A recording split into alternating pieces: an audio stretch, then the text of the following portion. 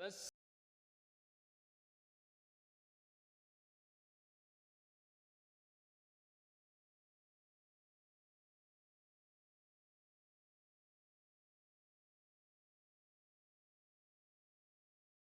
لجنۃ العلماء للافتاء فتویٰ نمبر 1 تاریخ 17 جون 2020۔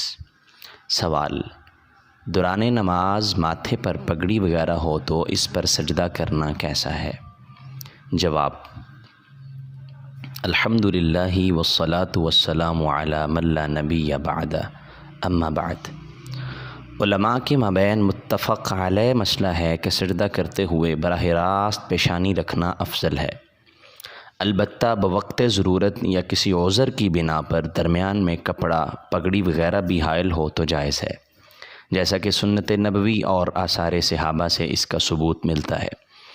حضرت انس رضی اللہ عنہ فرماتے ہیں: کننا نصلی مع النبی صلی اللہ علیہ وسلم فیضع احدنا طرف الثوب من شدت الحر فی مکان السجود، صحیح البخاری حدیث نمبر 385۔ حضرت انس رضی اللہ عنہ فرماتے ہیں: ہم نبی کریم صلی اللہ علیہ وسلم کے ساتھ نماز پڑھا کرتے تھے تو ہم میں سے کچھ لوگ گرمی کی شدت کے سبب سجدے کی جگہ پر کپڑا رکھ لیا کرتے تھے۔ ایک دوسری روایت کے الفاظ ہیں: فَإِذَا لَمْ يَسْتَطِعْ أَحَدُنَا أَنْ يُمَكِّنَ وَجْهَهُ مِنَ الْأَرْضِ بَسَطَ ثَوْبَهُ فَسَجَدَ عَلَيْهِ، صحیح البخاری حدیث نمبر 1208۔ ترجمہ: اگر کسی کے لیے زمین پر سجدہ کرنا ممکن نہ ہوتا تو وہ کپڑا بچھا کر اس پر سجدہ کر لیتا۔ حسن بصری رحمہ اللہ نے بھی اس کو صحابہ کرام کے عمل سے نقل کیا ہے۔ فرماتے ہیں: کان اصحاب رسول اللہ صلی اللہ علیہ وسلم یسجدون وایدیہم فی ثیابہم ویسجد الرجل منہم علی امامتہ، السنن الکبریٰ للبیہقی حدیث نمبر 2447۔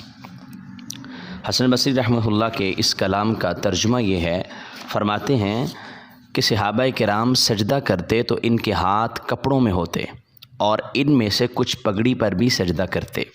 مذکورہ بالا احادیث و آثار سے جہاں اس عمل کے جواز کا معلوم ہوتا ہے، ساتھ ہی یہ بھی واضح ہوتا ہے کہ نبی کریم صلی اللہ علیہ وسلم یا صحابہ کرام گرمی، سردی یا کسی عذر کے سبب ایسا کیا کرتے تھے، لہٰذا بلا سبب و ضرورت اس عمل سے گریز کرنا چاہیے۔